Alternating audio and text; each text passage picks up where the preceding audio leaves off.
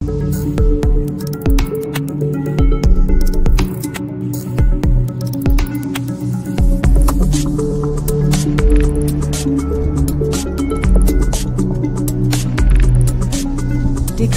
AI.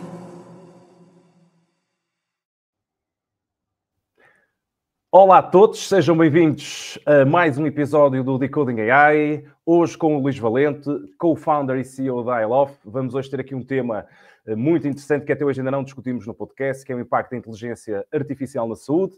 E comigo, Marcos Castro, e com o Pedro Guiara, ambos outros hosts deste podcast, também coordenadores da pós-graduação em Inteligência Artificial do Marketing do IPAM. E, portanto, estamos então aqui hoje para mais um podcast para falarmos de inteligência artificial nos negócios, na gestão, na liderança e então hoje nesta área muito particular, eu diria que é a área da saúde. Luís, seja muito bem-vindo. Conta-nos um bocadinho quem é que tu és e como é que surge a iLove. Qual é que foi o problema que tu identificaste, não é? E, portanto, que solução então é que estás aqui a trazer ao mercado? Eu sou Marco e Pedro, em primeiro lugar, muito obrigado pelo convite. É um prazer estar aqui. Very looking forward to it. Por isso, o meu nome é Luís, eu sirvo como CEO da iLove.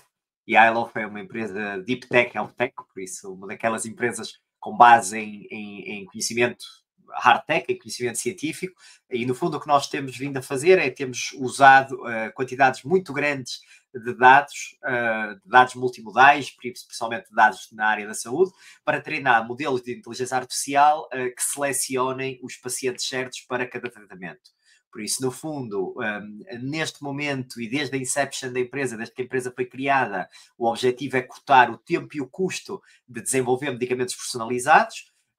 E o motivo pelo qual isso é importante e o problema que nós identificamos no mercado é que nas últimas décadas e mesmo nos últimos séculos, os medicamentos têm sido desenvolvidos com base nesta ideia de que o mesmo medicamento funciona para todos. E isso não é verdade.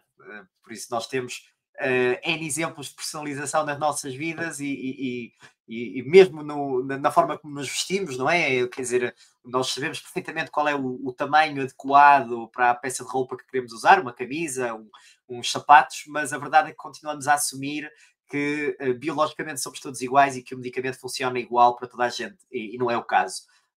E então nós identificamos esta necessidade no mercado, percebemos que é maioritariamente um problema de dados, por isso é necessário formas de capturar dados na área da saúde de uma forma mais fácil, escalável, obviamente mantendo todas as proteções em termos de privacidade.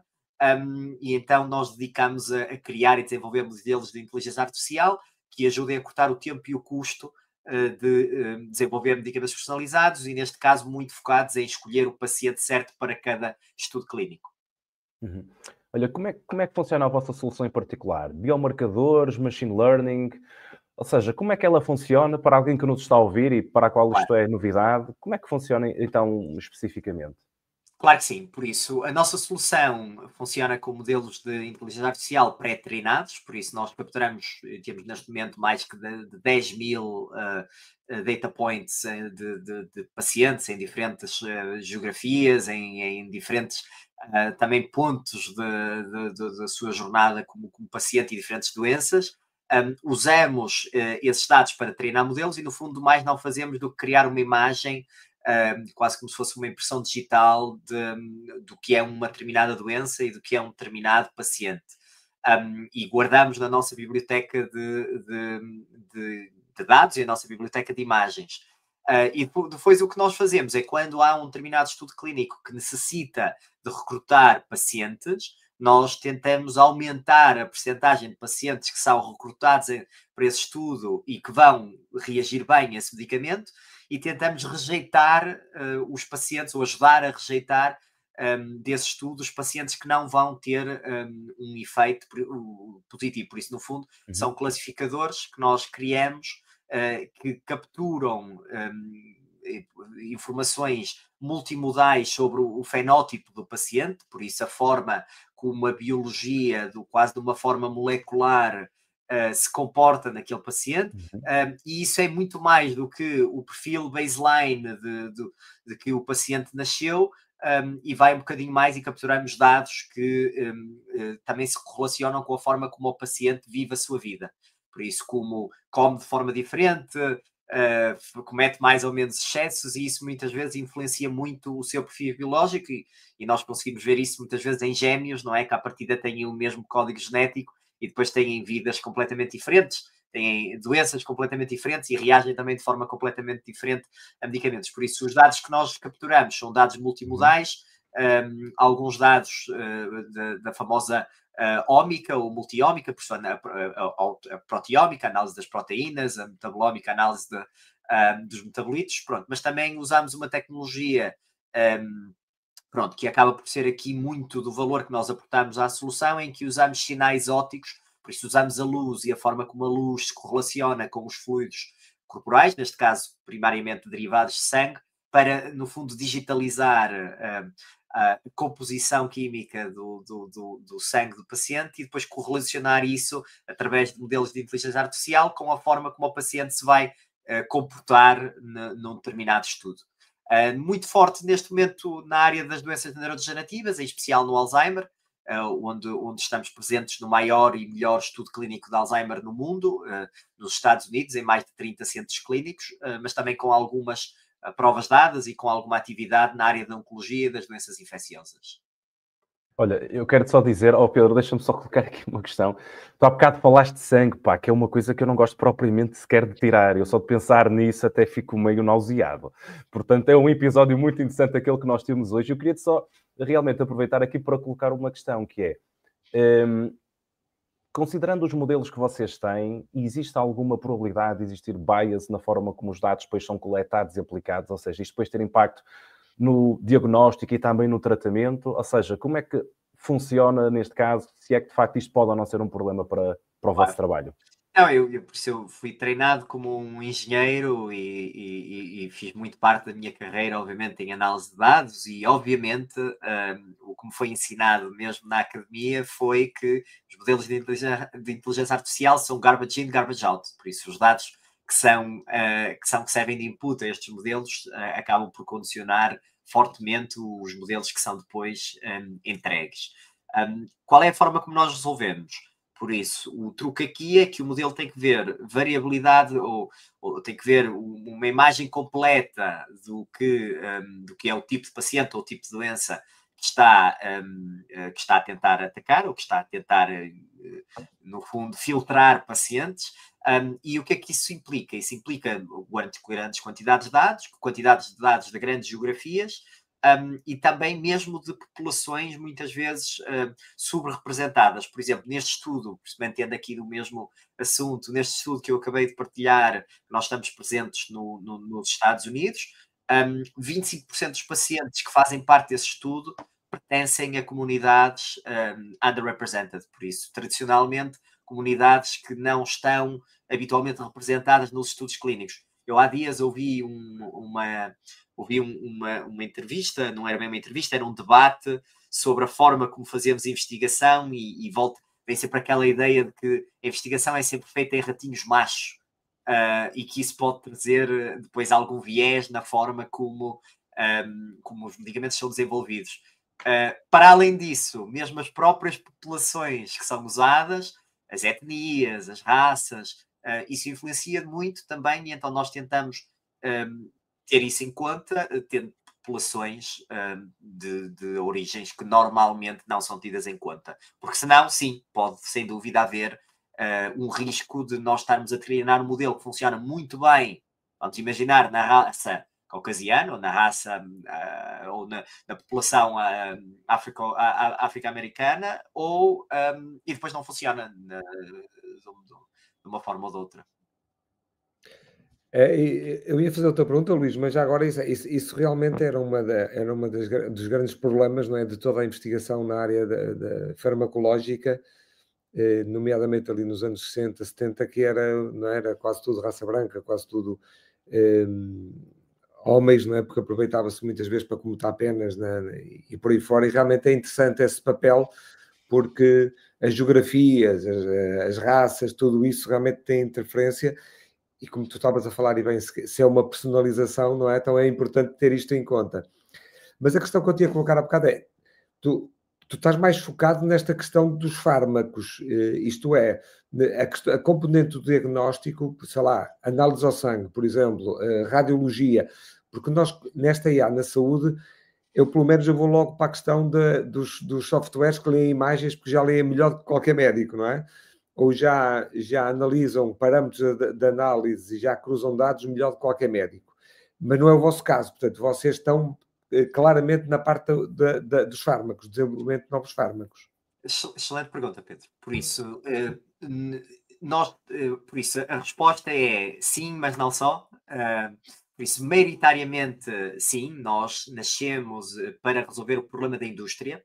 Por isso, a visão por trás da iLove é que nós acreditamos num mundo em que existe mais personalização na forma como escolhemos um medicamento do que da forma como escolhemos uma t-shirt, uma camisa.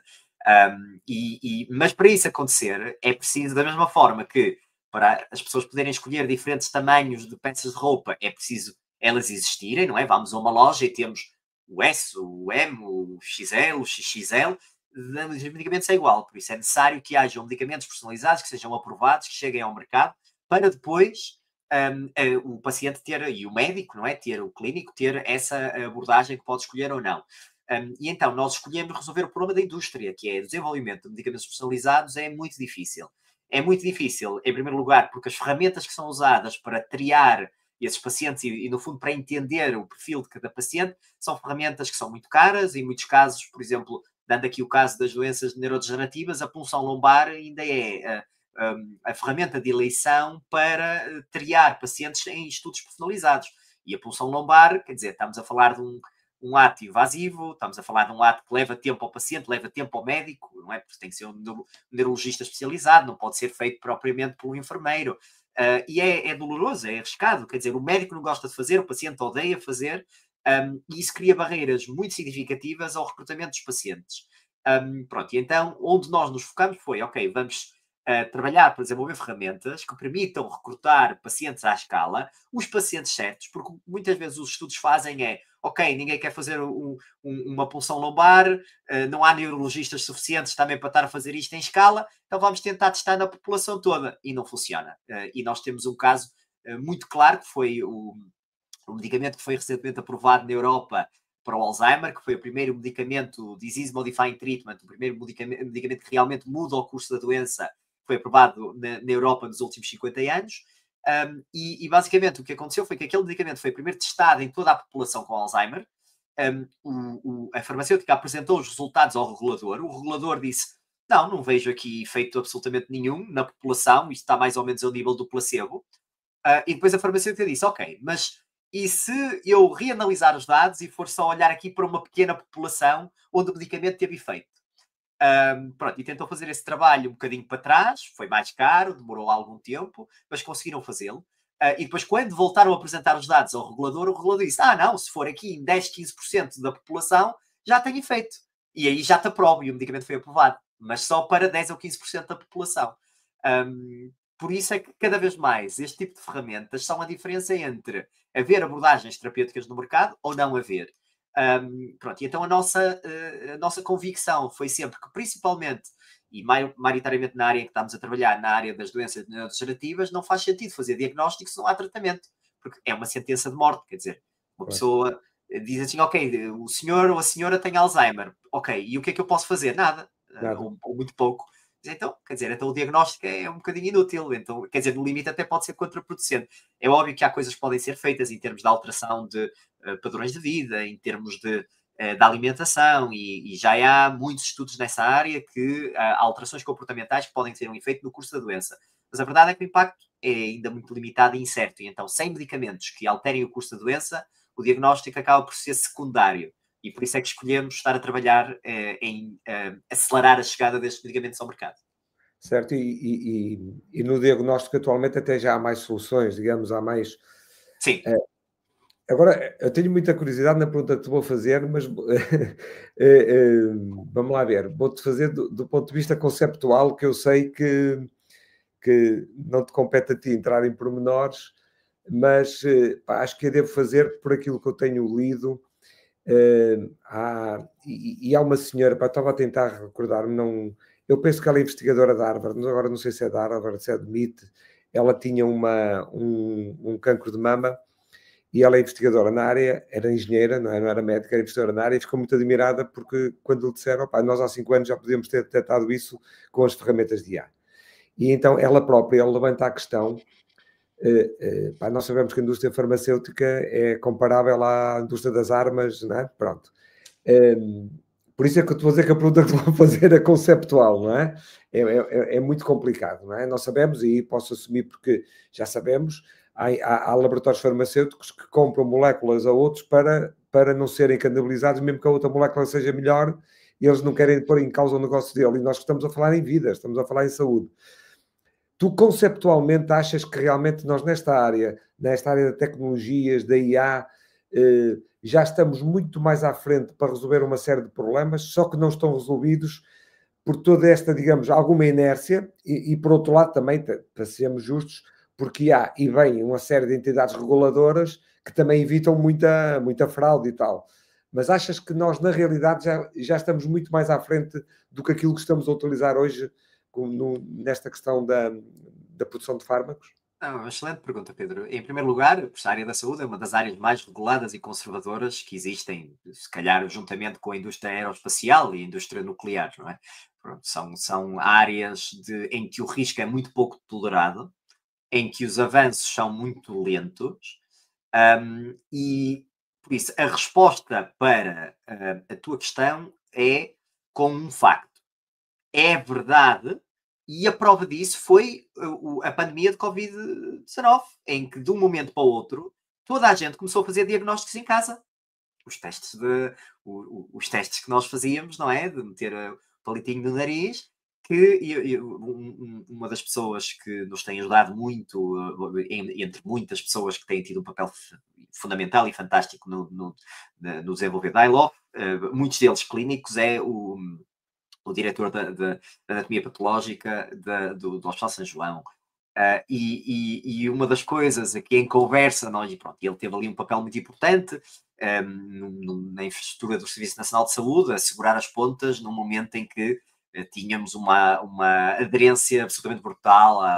Todos nós nos lembramos das palminhas e do apoio que tentamos dar aos profissionais de saúde naquela altura.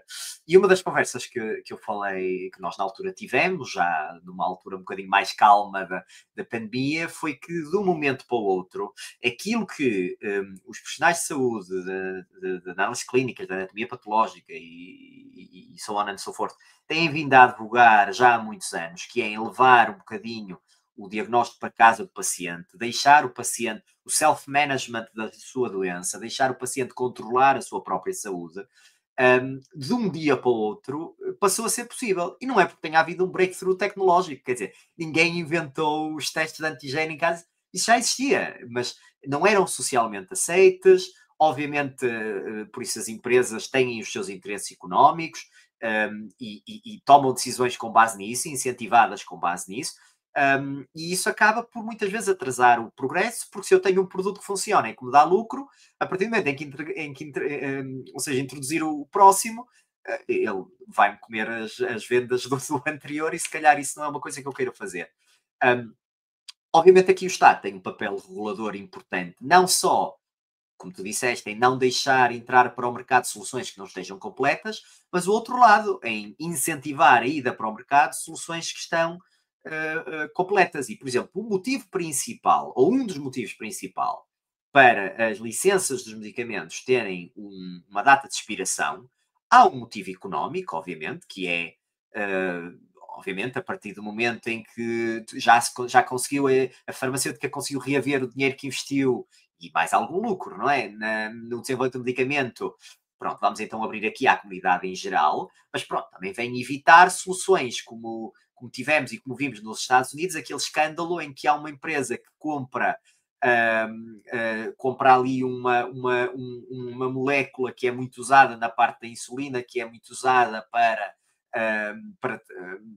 pacientes com diabetes, e coloca aquilo a 10 vezes, ou 100 vezes, ou a 1000 vezes o preço. Pronto, e pensa assim, ora bem, em vez de salvar 100 mil pacientes a $1, vou salvar 1000 pacientes a $1000. Financeiramente é igual, dá menos trabalho. Sim, muita gente vai morrer, mas financeiramente, por isso, eu acho que o Estado tem aqui um papel também regulador importante de deixar, obviamente, os atores económicos terem lucro, que é para isso que as empresas existem, mas sem ser demasiado ao custo do progresso na saúde. Certo. E ainda por cima, depois há quem utilize esse fármaco para emagrecer, não é? Como a gente sabe. E para desviar para aquilo. É muito interessante, porque o que estás a dizer é muito interessante, porque os Estados Unidos, eles falam em bilhões, quando nós falamos em milhares de milhão, não é? E eles estão a poupar até 2000, estão a tensionar poupar no Sistema Nacional de Saúde deles, é complicado falar em Sistema Nacional, na saúde deles, não é? Estão a tentar... ou dizem que vão poupar até 2030, isso foi no relatório da McKinsey, que iam poupar 500 ou 600 mil milhões só com a utilização da IA. E realmente 200 ou 250 mil milhões era precisamente o que tu disseste, era na domicilialização dos serviços de saúde, porque fica muito caro, não é? E eu às vezes faço esta reflexão, nós em Portugal estamos com um problema tremendo em termos das urgências, não é? Mas valerá a pena nós construirmos mais urgências, mais megalómanas, ou olhar para isto, para a evolução que vai ter e que se calhar daqui a pouco daqui a 3... É que 2030 está aí. Nós vamos ter urgências a mais porque vamos mandar e vamos ter as pessoas monitorizadas, vamos ter as pessoas muito melhor acompanhadas, e no seu ambiente e em sua casa do que propriamente tê-las no hospital. As pessoas, salvo, obviamente, um determinado conjunto de situações em que a pessoa necessita de um acompanhamento constante e, na maioria delas, graves, o paciente está sempre melhor na sua casa e o atendimento em ambulatório é preferido pelos médicos, é preferido pelos pacientes, é preferido por toda a gente. A máquina do sistema cria, obviamente, algumas barreiras, porque é difícil controlar, obviamente abre mais o aso à fraude, não é? E nós, por exemplo, tivemos aí as colaborações, e nem foi necessariamente em casa, mas tivemos as colaborações na altura com o setor privado nos testes de Covid e depois viemos, passado alguns anos, a perceber que, obviamente, a partir do momento em que abrimos muita malha, abrimos também aí o aso à fraude, e isso é óbvio que preocupa qualquer gestor público e é normal. Por isso, em pergunta aqui, em resposta, Pedro, à tua pergunta, eu diria que criar mais urgências é um bocadinho como aumentar o cinto, ou, não é? A pessoa engordou, vou fazer aqui mais um furo no cinto.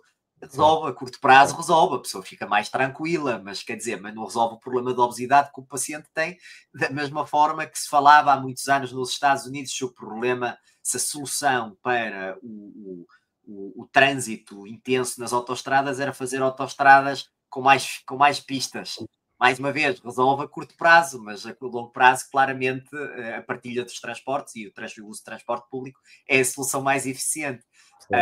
Por isso, depende de qual é que seja digamos assim, o time frame do gestor público. Se for um time frame de curto prazo, faz sentido. A médio e longo prazo. E nós vemos, por exemplo, temos aqui um dos únicos unicórnios na área da saúde europeu, por acaso, pronto, também tem aqui este ADN português, que é a Sword Health, que basicamente, durante a pandemia, deu à maioria dos norte-americanos a possibilidade de continuarem os seus processos de fisioterapia em casa, pronto, e com um sucesso brutal, obviamente não livre das suas melhorias, mas com um sucesso muito grande e mesmo com o paciente a ter um índice de satisfação muito elevado.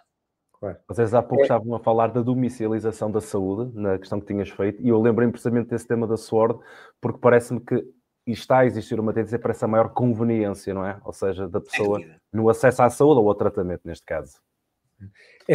Aqui a questão, e foi outro tema que o Luís tocou, realmente a decisão na saúde é demasiado curto prazo. Os governos são de 4 em 4 anos, não é? E eu não sei se o Luís tem experiência como trabalha em vários países, se é a mesma coisa ou se é diferente, mas pronto, é isso, deve ser a mesma coisa. A estrutura, no Reino Unido, principalmente, eu peço desculpa só interromper, mas no Reino Unido há... eu posso partilhar que uma das coisas que atrai o investimento E o Reino Unido, mais uma vez, teve good moments, bad moments, e claramente com o Brexit, eu acho que uma boa parte dos britânicos dizem que pode ter sido um tiro no pé. Mas, with that said, a estabilidade da governação e da estrutura e, digamos assim, da visão de longo prazo do Reino Unido é algo que atrai muita gente e, por exemplo, atrai investidores. Eu posso partilhar que a iLove é uma empresa, um ADN muito forte português, mas é formalmente uma empresa britânica. E é formalmente uma empresa britânica muito porque, no momento do nosso primeiro investidor, que era um investidor norte-americano, o investidor norte-americano disse, sim, nada contra Portugal, um sítio espetacular para recrutar talento, um ecossistema fantástico, mas a estabilidade da direção, em termos legal, em termos da estabilidade económica, em termos de qual é as perspectivas do país para os próximos 10 anos, acarreta um risco que nós não estamos dispostos a usar, e por isso faz mais sentido criar uma empresa com base na English Law. E isso estende-se a todas as áreas, incluindo a área da saúde. É isso, porque tu, para ganhar as eleições, não podes dizer que em 2030 que vais resolver o problema com a comercialização. Tem que ser já no próximo ano. Por isso é que eu não sei, às vezes a gente depois não sabe, mas se fosse levada a sério e de um ponto de vista eu até diria cultural, a tal posição que se procurou criar do CEO da saúde, sim, não é? Sim. Eu tinha a esperança que esse fosse o elo, digamos, de continuidade, não é? Mas parece ser mais efêmero, Exatamente. Ainda vai durar menos, se calhar, do que o ciclo político.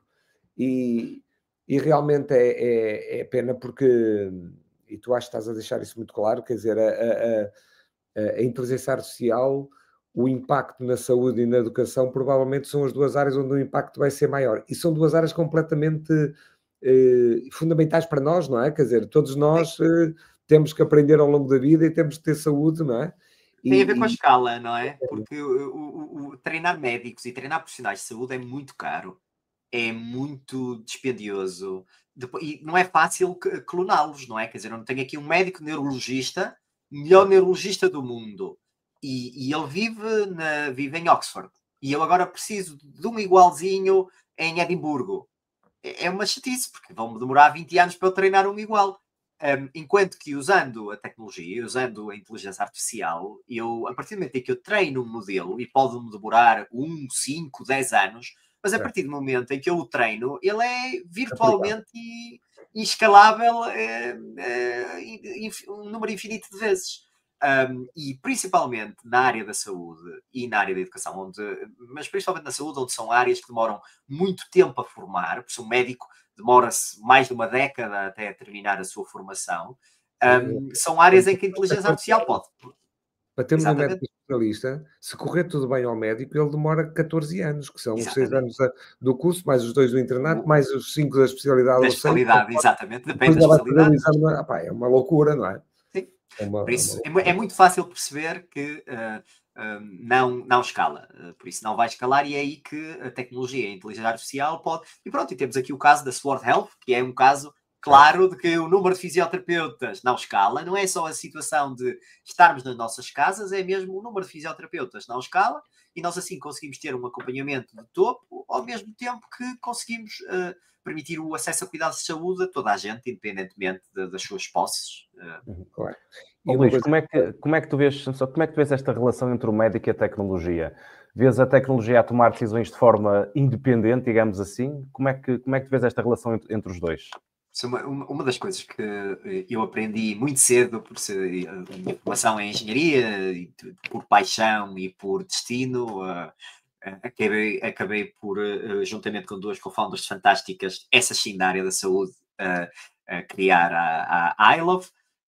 Mas a realidade é que a minha formação é em engenharia. E o que eu tenho sentido é que a forma como se vão olhando para os cuidados de saúde, principalmente no caso dos médicos, tem vindo a mudar ao longo do tempo. Em primeiro lugar, a primeira coisa que me ensinaram foi um diagnóstico, por definição de um dicionário, é algo feito por um médico. É a definição. O diagnóstico é uma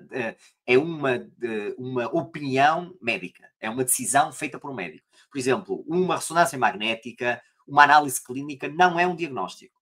É um meio complementar de diagnóstico. O diagnóstico é sempre uma decisão do médico.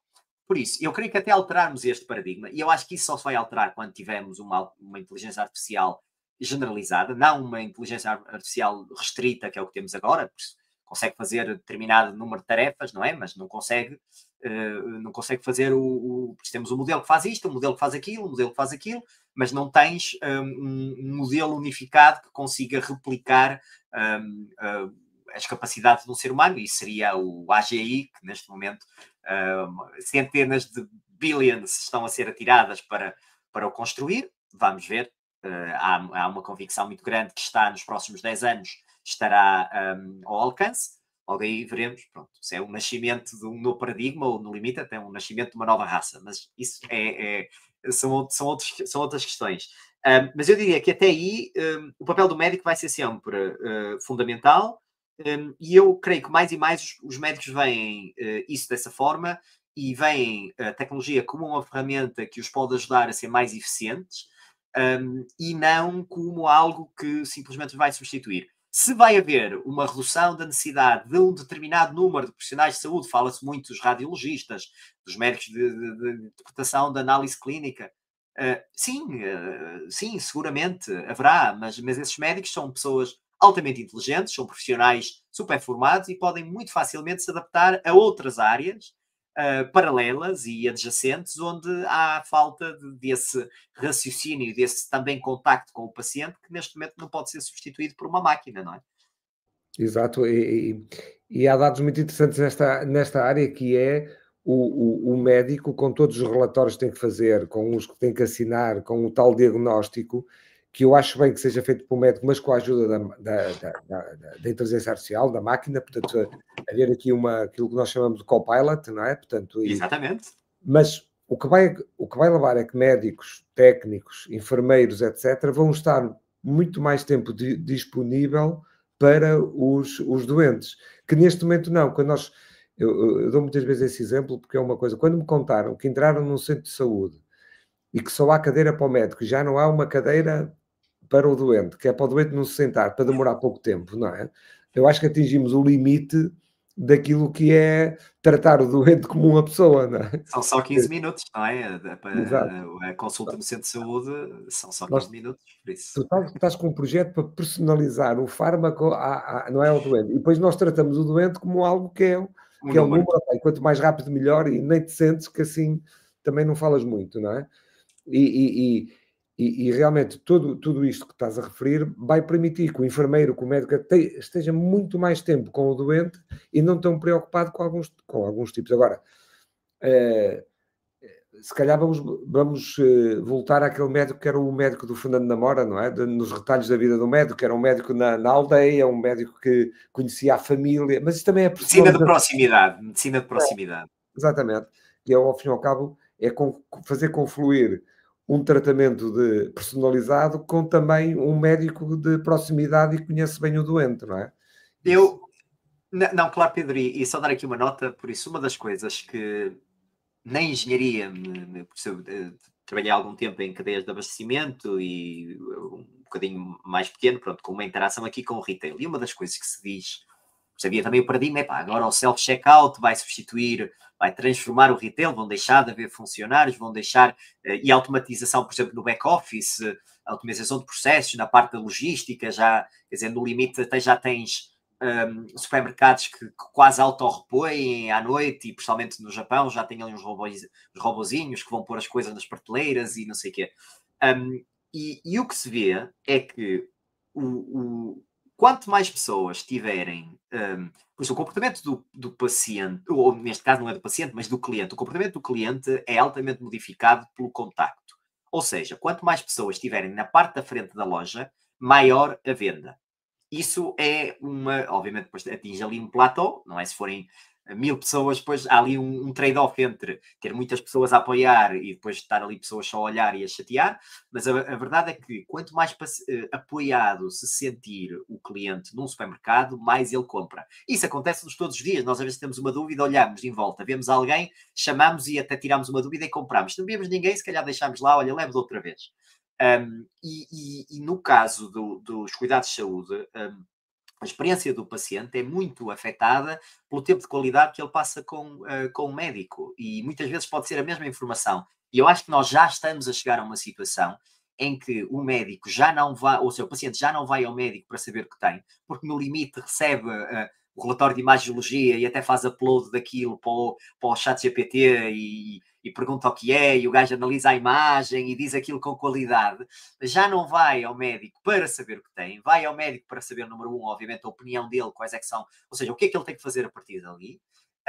E uma opinião de um humano para outro humano, que tenha em conta todas as especificidades que a máquina ainda não consegue apanhar, contexto socioeconómico, porque, quer dizer, o ChatGPT sabe lá se a pessoa é milionária ou se tem poucas posses, não sabe.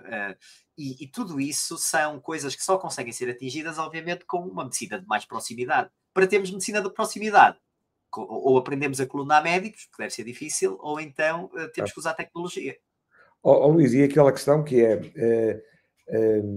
realmente, quer dizer, acho eu que é hoje aceito por quase todos que a nossa robustez psicológica, o equilíbrio emocional, etc., é fundamental para uma recuperação de uma doença, não é?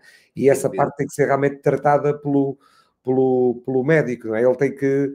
Porque há pessoas que realmente digamos, este vosso trabalho, que é extremamente meritório, vai melhorar e personalizar digamos, uma componente química, não é? Uma componente do doente, mas depois é importante que ele, na sua predisposição, também emocional, seja robusta para ajudar nessa recuperação, não é? Entrando aqui um bocado na especialidade do Marcos, na questão do desporto, é quando nós temos a equipa parece estar mal fisicamente, muitas vezes é uma questão, eu que se fosse sportingista... Anímica. Não, esse é o caso claro, não é? Eles não estão mentalmente a esse... E o médico acho que pode ter aí um papel importante. Em vez de estar, digamos, a procurar provar que é melhor do que o algoritmo, ou que é melhor do que o ChatGPT, ou que é melhor que iLove, ele devia era procurar, digamos, ajustar-se e aproveitar isso para o doente que está à frente dele ser melhor tratado, não é? Não, sem dúvida, e eu acho que todos nós sabemos, porque o motivo pelo qual há grupos que levam o medicamento e grupos de controlo, os chamados placebos, é porque é um facto assente em toda a comunidade científica que o corpo tem capacidade de se curar a si próprio, não é? Que é o tal efeito placebo, não é? Eu se estiver a tomar um medicamento que acho que me vai curar, eu vou ter um efeito muito mais positivo do que se não tiver a tomar medicamento nenhum. E o medicamento pode ser farinha ou açúcar. Por isso, lá está. Esse contacto que é tido com o médico, obviamente, tem um impacto que vai mais para além do que é o simples fármaco. Por isso, não havendo esse contacto, é problemático. Eu sou estou extremamente otimista com o papel dos profissionais de saúde neste mundo pós-inteligência artificial e acredito que é um papel absolutamente fulcral e que não vão haver problemas de trabalho. Vão haver, isso é um bocadinho quase como numa área que me é mais próxima, na engenharia de software, agora com a inteligência artificial. Já estava a ver aqui um número que nunca houve tantas, por isso desde, sei lá, nos últimos 20 anos, nunca houve um número tão baixo de posições entry-level em engenharia de software. Porque são posições que estão a ser substituídas por os sistemas de inteligência. Exato, os AI agents e os sistemas de inteligência artificial que permitem que qualquer pessoa seja um programador low-level, não é? A pessoa vai ao ChatGPT e diz, olha, faz-me um programa, isto é o que eu quero com estas especificações, isto são os inputs, isto são os outputs, e ele faz o código. Eu creio que Meta fez isso agora até, o Mark Zuckerberg fez uma redução da força de trabalho de forma significativa, não é? 5% do total, mas com um foco muito grande nas posições entry-level, nas posições mais júniores. Por isso eu acredito sim que vai haver, pronto, e esses engenheiros têm que se especializar em problemas mais complexos, não é? Pronto, e quer a gente goste ou não, e politics aside, eu acho que o mundo todo, se dizem que é os Estados Unidos, eu não concordo, eu acho que o mundo todo está a entrar numa era dourada do deep tech.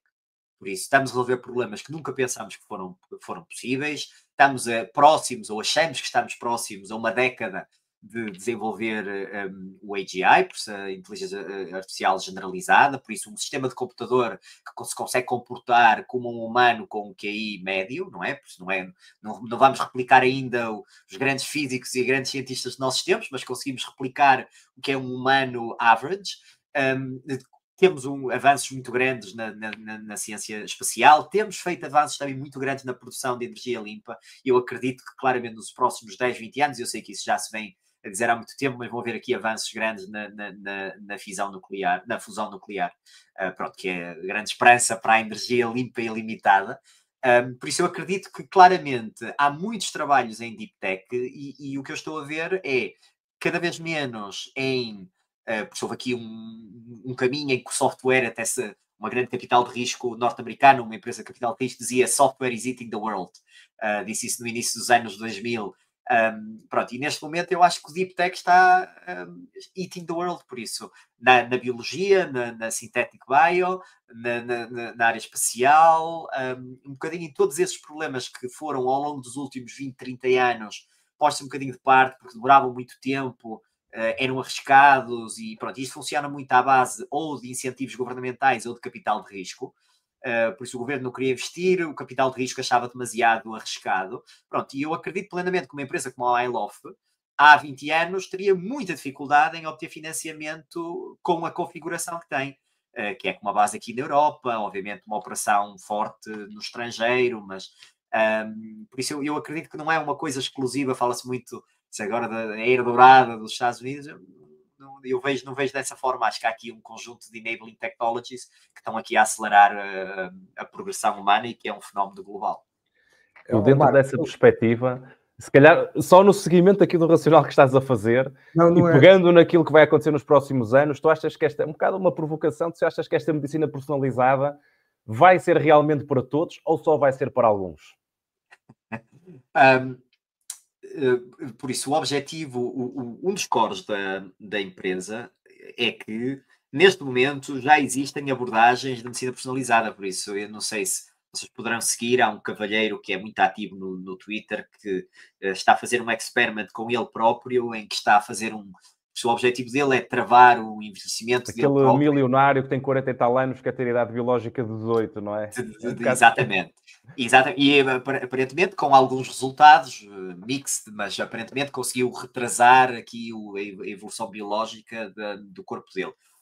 Por isso, muitas destas ferramentas já existem. E as ferramentas de medicina personalizada, muitas delas também já existem. A iLoft nasce porque da assunção de que por isso nós vivemos num mundo capitalista em que, quer a gente queira ou não, as decisões muitas vezes são tomadas não tendo uma perspectiva humana, mas tendo uma perspectiva económica. E podemos ter um exemplo muito claro, não é? Por isso todos nós sabemos do impacto que a genética tem nas nossas vidas, mas a verdade é que se nós perguntarmos à população portuguesa quantas das pessoas é que fizeram um teste genético, muito poucas. E quantas fizeram um teste genético por motivos de saúde e não só para saber qual é que era a raça e aqueles testes tipo 23andMe para saber se são portugueses ou espanhóis ou turcos, ainda é mais pequeno. E o motivo por isso é porque são testes caros. Não é que não tragam valor, por isso. Se o teste genético custasse $10, todas as mães ao nascer iam fazer um teste, iam sequenciar o genoma completo do bebê e iam saber, ok, temos aqui risco de doença genética A, B e C, temos aqui risco de uma malformação em determinado momento, e vamos atuar com base nisso. E o motivo pelo qual isso não se faz à escala e os governos que poderiam poupar dinheiro capturando essa informação e prevendo o que é que vai acontecer aos seus cidadãos, o motivo pelo qual isso não acontece é porque é caro ainda. E caro, quer dizer, pode ser 1000, pode ser 10.000 ou mesmo 100. É caro. É uma coisa cara para se fazer à escala. E a iLoft nasce exatamente porque o uso das ferramentas e o uso da informação que nós estamos a capturar e a alimentar os nossos modelos é ordens de magnitude mais baixo do que essas ferramentas. Agora, obviamente, usamos dados que são mais ruidosos, necessitam de mais inteligência, não só artificial, mas também necessitam de mais processamento. Pronto, e então a visão da iLoft é que usando os dados mais baratos, mais ruidosos, mas também mais baratos, nós conseguimos na mesma treinar modelos que tenham a mesma performance, com um custo por paciente, em vez de ser na ordem dos 1.000, 2.000, é na ordem dos $1, $2, que é uma diferença muito grande e que já permite, sim, que essa medicina personalizada seja para todos. Vocês têm já casos concretos desta medicina personalizada e de resultados? Sim. Mas na área do Alzheimer é claramente o use case onde nós estamos mais avançados, pronto, em que os nossos modelos têm demonstrado capacidade de identificar determinados fenótipos da doença que são depois relevantes para a escolha do medicamento certo, ou neste caso a escolha do paciente certo para testar cada medicamento, que é maioritariamente o que estamos a fazer. Mas, por exemplo, posso dar um use case que nós fizemos na altura do Covid, num projeto que tivemos com a Faculdade de Medicina da Universidade do Porto e o Hospital de São João, na qual usamos os mesmos modelos. Pronto, e daí aquela resposta que eu dei há pouco de que o que fazemos é isso, mas não só. Nós temos várias linhas de desenvolvimento dentro da empresa em que o objetivo é, à semelhança disso que fizemos no Covid, é fazer clinical forecasting, por isso perceber qual é que vai ser o prognóstico clínico de um paciente. E o que fizemos no Covid foi uma coisa tão simples como treinar um modelo de inteligência artificial para resolver o seguinte problema. Naquele momento, no início da pandemia, o paciente entrava no hospital com uma infecção por Covid-19 e era absolutamente impossível para o médico perceber se ia ser um caso muito, ou seja, muito leve da doença, ou se ia ser um caso muito sério e que ia precisar de internamento nos cuidados intensivos. E naquele momento em que havia um número limitado de camas, por isso, no início do Covid, tens Covid, mesmo que estejas saudável, nem tens tosse nem nada, ficas aqui. Pronto, isto, os primeiros 10 casos, 100 casos, 1000 casos, a partir do momento em que os cuidados de saúde começaram a esgotar, começaram a ter que ser tomadas decisões difíceis. Qual é que é o paciente que eu mando para casa, qual é o paciente que eu mantenho aqui em observação? E o que nós provamos foi, e acabámos de fazer depois uma publicação desse modelo com o Oxford AI Clinical Lab, que é um laboratório clínico de excelência da Universidade de Oxford, e tivemos o apoio da União Europeia e da Comissão Europeia para desenvolver esse modelo num contexto real. Pronto, felizmente, depois as vacinas acabaram por salvar o dia e não precisou de ser utilizada em escala, mas o que nós provamos é que 15 dias antes do paciente entrar nos cuidados intensivos, nós conseguíamos prever, com uma accuracy naquele momento de 80%, se ia ser um paciente que ia ficar muito doente, ia ter que ir para os cuidados intensivos, e então convinha manter em observação, ou se era um paciente que ia ter um curso completamente benigno da doença e podia ir para casa descansar e estar no seu espaço. Por isso, este é um use case claro da forma como nós não só conseguimos ajudar num contexto de desenvolvimento de novos terapeutas, mas também num contexto clínico. Pronto, obviamente, os contextos clínicos têm um contexto regulatório também muito mais longo, pronto, e a empresa decidiu primariamente focar-se em resolver o problema da indústria e numa segunda fase, sim, a levar estes modelos para todos. Eu há bocado ia fazer um comentário, faço já, mas agora estavas a falar nesta questão realmente do Alzheimer e o que eu tenho lido ultimamente, há uma tendência agora em considerar o Alzheimer uma doença até autoimune, não é? Que era uma coisa que era impensável aqui há um ano atrás, não é? Pensava-se que havia ali um excesso, nomeadamente ligado não é ao consumo, mas aos açúcares que as células não podiam limpar, e agora pensa-se que é muito mais uma doença autoimune, que há ali um ataque às próprias células. Mas eu queria fazer aqui não é uma provocação, mas é um comentário que eu li naquela revista do MIT, da Sloan Management. Sim. E tinha um dossiê muito interessante, se vocês puderem lerem aquilo, é muito interessante, porque eles, esta coisa que o Luís estava a dizer do eating, não é? Portanto, eles diziam realmente que o software comeu o negócio, a AI comeu o software, só que no futuro a filosofia vai comer a AI. E eu vou-vos confessar, já estou a tirar uma pós-graduação em filosofia e comecei na semana passada, ainda só cheguei aos pré-socráticos, ainda não passei dali, mas é curioso, não é? Portanto, há aqui porque a filosofia tem lá a ética, não é? Uma subespecialidade da filosofia tem a ética, uma subespecialidade da filosofia que é a epistemologia, estudo ao conhecimento, a teleologia, não a teologia, mas a teleologia, estuda a finalidade das coisas, não é? E depois ligamos, Marcos, aquilo que já falamos, que é em Stanford, portanto, o Centro de Desenvolvimento de Inteligência Artificial em Stanford, tem a Fei-Fei Li, que é uma referência nesta área, mas depois o decano de filosofia é co-coordenador também do Centro de Inteligência Artificial, e isso já acontece desde 2012 ou assim, não é? E é curioso ou quando falamos a filosofia que ensina é o pensamento crítico, não é? Que há bocado dizias, o médico tem que ter pensamento crítico em relação ao diagnóstico que tem, etc.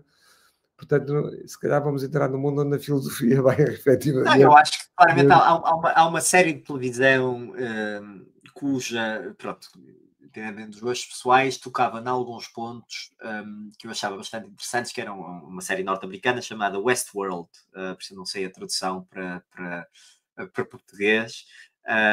E então, basicamente, é uma sociedade em que nós atingimos um momento de evolução tecnológica e que não só temos, em termos ou seja, cognitivos, conseguimos treinar modelos de inteligência artificial que se comportam como o humano average, não é? Como conseguimos depois, obviamente, através da engenharia biológica, criar corpos que permitam a esses modelos de inteligência artificial interagir e viver no mundo real, porque quase uns humanoides, não é? Como se fala agora na Tesla dos humanoides, não é? Que é um dos caminhos. Pronto, a partir do momento em que, e uma das premissas da série é, se não conseguirmos diferenciar entre um humano, por isso o tal teste de Turing, mas levado ao extremo, se nós não conseguimos diferenciar entre um humano e uma máquina, será que importa? Ou seja, será que essa distinção realmente existe ou não existe? E eu acho que claramente, não sei se será para na minha geração, na nossa geração, ou se será já para gerações futuras, mas eu acho que há claramente haverá aí um problema e uma decisão ética, e poderá haver aqui um nascimento de uma... há vários caminhos, não é? Pode haver aqui uma fusão de espécies, não é? E haver aqui uma espécie só, mas aumentada, não é? Aqui o humano passa a ficar aqui augmented, ou pode haver um fork in the road e literalmente haver aqui duas espécies, não é? A espécie humana completamente biológica e depois uma espécie nova que será maioritariamente dominada por outros parâmetros que não os biológicos. Pronto, e depois como lidarmos com essa espécie vai ser um dos grandes desafios dos nossos tempos, não é? Porque nós como seres humanos temos um track record muito mau de lidar com tudo que é diferente e novo e com espécies diferentes, não é? E podemos ver com as questões das escravaturas e mesmo a forma como durante muito tempo tratamos os animais e só agora é que começam a nascer os direitos dos animais, não é? Pronto, por isso eu acho que é inevitável que, assim como há os direitos dos animais, vão haver preocupações sobre os direitos das entidades de inteligência artificial que têm consciência de si próprias. E é aí que eu creio que a filosofia vai ser uma das áreas do conhecimento, com a ética e com tudo que acarreta. Mas eu estou bastante otimista e eu acredito que estamos a fazer um caminho normal do que seria uma espécie no nosso nível e pronto, e vai haver muito trabalho para filósofo, acredito, mas... Esses não serão substituídos, pelo contrário, nós por acaso temos um dos podcasts onde nós falávamos naquilo que é o expoente do generalista, ainda recentemente falamos disso, e é de facto interessante o local para onde caminhamos. Luís, qual é a visão para a iLove que tens para o futuro, já aqui em jeito final? Qual é a tua visão? Onde é que vocês querem chegar nos próximos anos, perante todo este cenário que aqui falamos no podcast? Claro, por isso o objetivo o objetivo é fazermos parte de um estudo clínico que seja bem sucedido e que leve um medicamento que no limite, por isso quase como o exemplo que eu dei agora, um medicamento que testado na população geral não ia funcionar, e testado aqui numa franja da população funciona e salva, e que esse medicamento salve milhões de vidas. Por isso, esse é claramente o objetivo da iLove.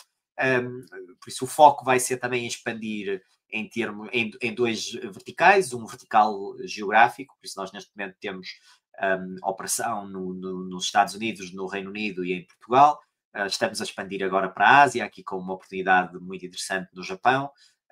E vai haver este caminho de expansão e vamos expandir também em termos de disease indications, por isso áreas de doença muito focada agora nas neurodegenerativas, mas com aqui a oncologia e as doenças infecciosas a serem claramente um dos caminhos que vamos querer trilhar. Por isso, nós neste momento fica aqui o shameless plug, nós estamos a contratar em quase todas as posições, engenharia software, física, biologia, por isso quem...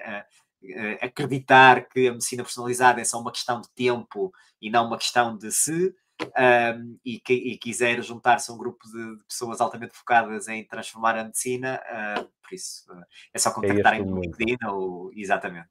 E pelo menos para já, Luís, querem continuar nesta área, não é? Não estou a pensar migrar para outras áreas da saúde, como o diagnóstico, não é? É mesmo a questão farmacológica.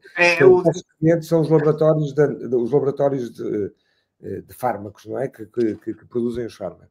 Por isso, vamos migrar muito provavelmente para a área clínica muito mais cedo do que o que esperamos, porque os resultados positivos a isso nos têm mostrados. Neste momento, até por motivos regulatórios, eu formalmente tenho que caracterizar a atividade que fazemos como dentro da área de investigação e desenvolvimento de novos tratamentos, mas sim, há modelos que estão a ser desenvolvidos e neste momento em momentos de investigação que nós esperamos em muito pouco tempo possam também estar ao serviço dos clínicos, primariamente se calhar não para diagnóstico, mas para triagem de pessoas em contexto de emergência, por exemplo. Muito bem. Feito. Olha, e para pessoas que queiram lançar uma startup, uma empresa nesta área de AI Health Tech, digamos, que conselhos, qual é que seria o teu top 3 conselhos de learning que tu tiveste durante esta jornada? Não vou fazer como o CEO da NVIDIA e dizer não lancem. Não lancem. Se soubesses o que estás hoje, não terias lançado. Não vou fazer, ele já o fez, eu não vou fazer. Mas conselhos, é quase como, eu não tenho filhos, mas obviamente a vida acaba por evoluir sempre por esse caminho e os meus colegas e amigos que têm filhos dizem-me sempre, não tejas filhos porque é fixe, tipo, tens mesmo que querer. Tens mesmo que querer ter filhos, porque senão vai ser um desastre e tu não vais ser feliz. A startup é igual, por isso quem quiser seguir para o caminho de empreendedorismo tem mesmo que querer criar e resolver um problema. Se a ideia foi, é trendy e agora tem isto das startups e o capital de risco e isto agora está tudo na moda, não, é um desastre, porque é muito menos sexy do que se imagina, o trabalho é muito menos glamouroso, o trabalho dia a dia e a evolução não é exponencial, a evolução ou seja, é incremental. Por isso, esse é o primeiro ponto. O segundo ponto que eu posso aconselhar é recorrer, tentar criar estruturas de apoio com outros empreendedores. Por isso, não construir sozinho. E não construir sozinho não é só contratar pessoas para trabalhar contigo, é fazer reach out a outros fundadores de outras empresas, tirar ideias e tentar perceber se aquilo é o caminho certo para eles ou não. Pronto, e depois há muita literatura que eu acho absolutamente fantástica nessa área. Houve alguns livros que no início me ajudaram, como Young Founder, por isso que eu posso recomendar também alguns. Pronto, um deles é dos fundadores da Andreessen Horowitz, que é o The Hard Thing of Hard Things, que é um livro absolutamente fantástico sobre construir negócios em que não há respostas fáceis. Mas há muitos mais, por isso eu acho que perder algum tempo também a ler e a aprender com os erros dos outros, que no fundo é isso que estes livros nos mostram, acho que também é muito interessante. Luís, muito obrigado pela tua disponibilidade. Pedro, não sei se tens algo que estás a partilhar. Muito obrigado também, Luís, foi ótimo. Acho que foi muito bom. Aqui uma área que nós no fundo estamos em estreia neste podcast, que é a área da saúde. Portanto, agradecer-te imenso, Luís, a tua participação e a tua disponibilidade que tivestes para estar connosco. Agradecer também a quem nos está a ver ou ouvir. Já sabem que podem subscrever o nosso canal no YouTube, no Spotify e também seguir-nos no LinkedIn e brevemente teremos também então mais episódios. Luís, uma vez mais, muito obrigado e até breve. Obrigado, muito obrigado.